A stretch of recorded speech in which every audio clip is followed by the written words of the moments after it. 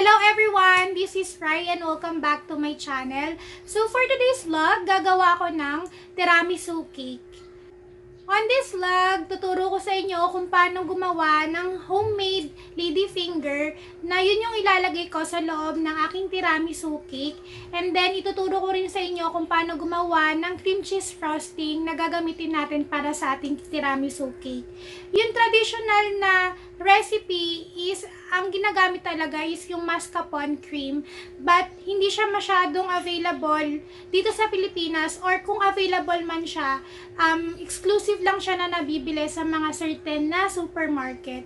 So, I decided na gumamit na lang ng cream cheese para dito sa recipe na to. And usually naman, yung cream cheese na rin talaga yung ginagamit sa tiramisu cake. So, ayun. Before we start or before we proceed to our vlog today, please don't forget to subscribe to my channel. It's Rice Bakes!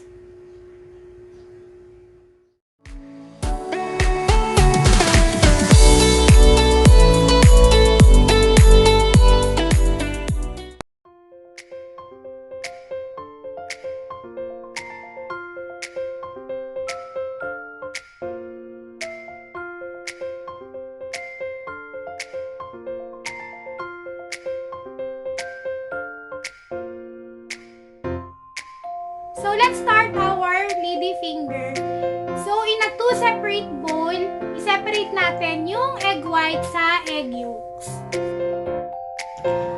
On this recipe, nag-separate ako ng 3 eggs.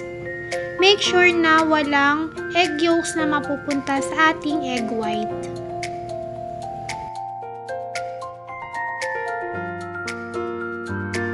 And then, kunin na natin yung egg yolks, i-add natin yung sugar and yung vanilla extract.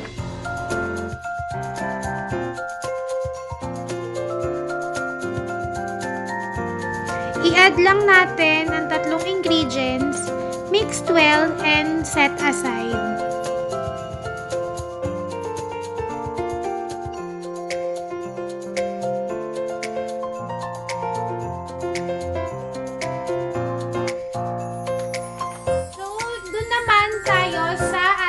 White mixture. I-beat natin siya hanggang stiff thick.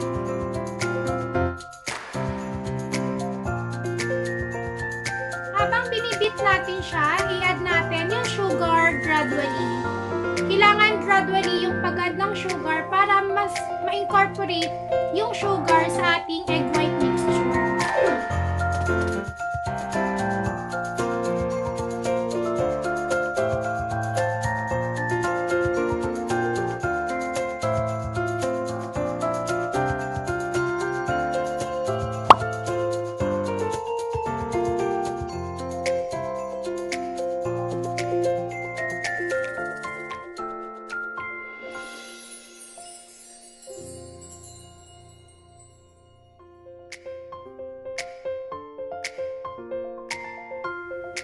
So, once na kuha na natin yung tamang consistency ng ating egg white mixture, i-gradually na natin i-add or i-mix yung egg yolk mixture sa egg white mixture. So, i-fold lang natin siya, yung egg white, sa ating egg yolk mixture.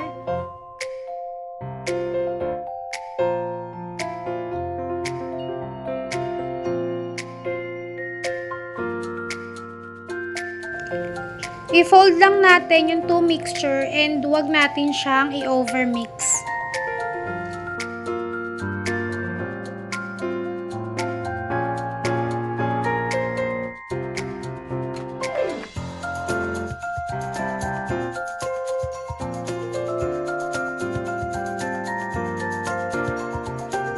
Kailangan natin itong gawin na paunti-unti lang yung pag-add natin ng egg white sa egg yolks para hindi matanggal yung pinaka-air ng ating egg white mixture.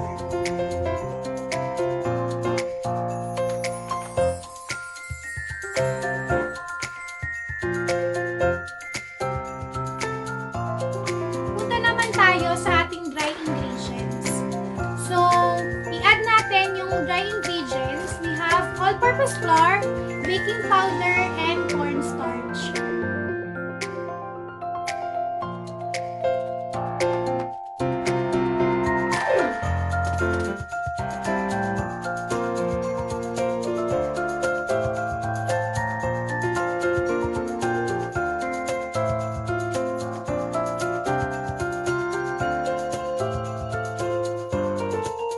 Make sure na isi-sift natin ang ating dry ingredients para maiwasan natin yung lumps or yung mga buo-buo na harina sa ating mixture. I-fold lang natin to gently para hindi mawala yung air ng ating butter.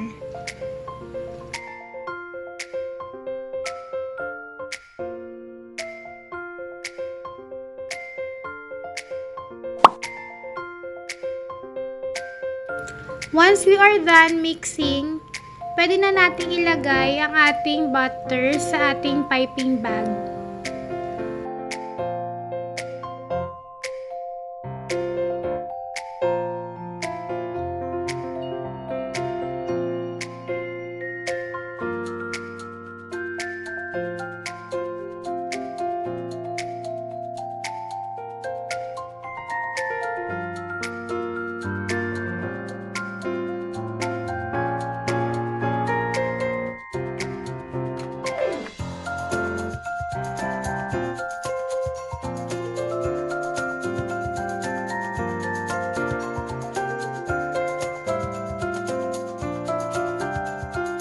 Forget to preheat your oven to 180 degrees Celsius and bake it for 13 to 15 minutes or until brown na yung ibabaw.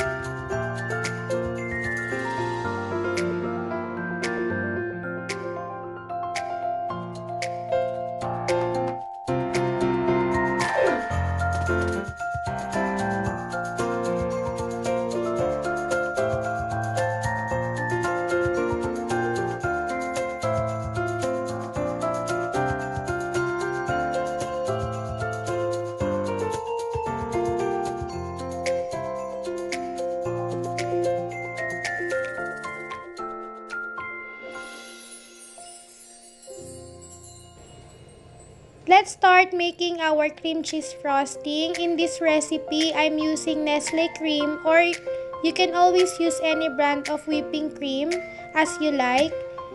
Add your icing sugar and mix it well.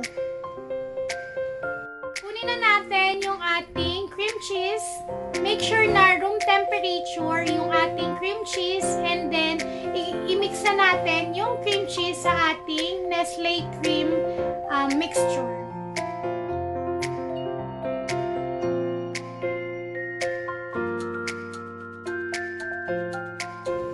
Pagtapos na nating i-mix yung Nestle cream and then yung cream cheese, pwede na natin siyang i-set aside, and we can start now assembling our tiramisu cake.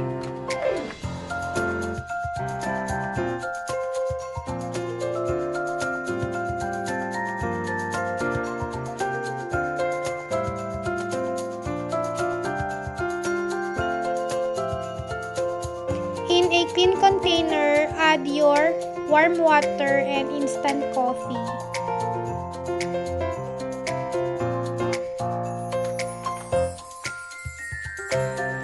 I-dip natin ang ating ladyfingers sa coffee mixture. Gawin lang natin to sa iba hanggang sa mapuno ang ating pan.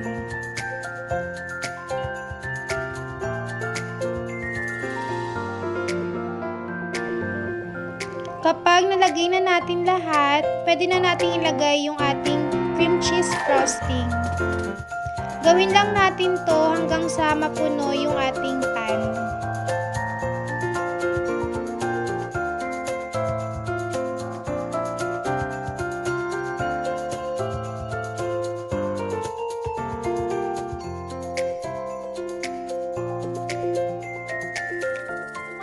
Na-layer na natin yung ating ladyfinger and then yung ating cream cheese frosting, pwede na siyang i-chill for 2 to 3 hours sa fridge. And ready na yung ating tiramisu cake.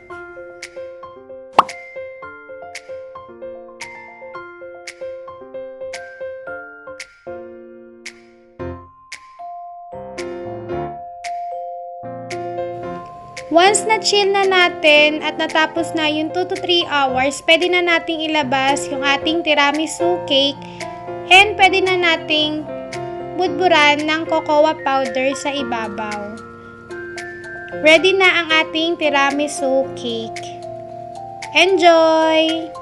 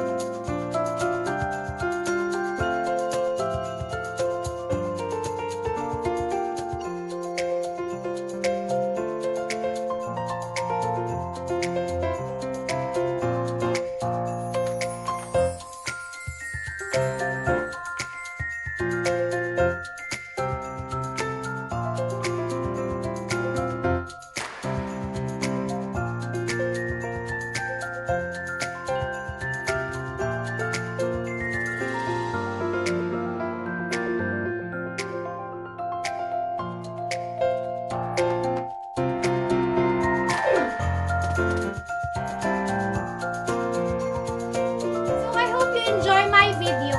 I hope na matry nyo itong recipe na to. It's very easy lang. So, sana nag-enjoy kayo sa aking pag-bake today. So, thank you again. Until next time, please don't forget to subscribe to my channel and please don't forget to ring the bell button to notify you sa mga bagong videos ko. So, until next time!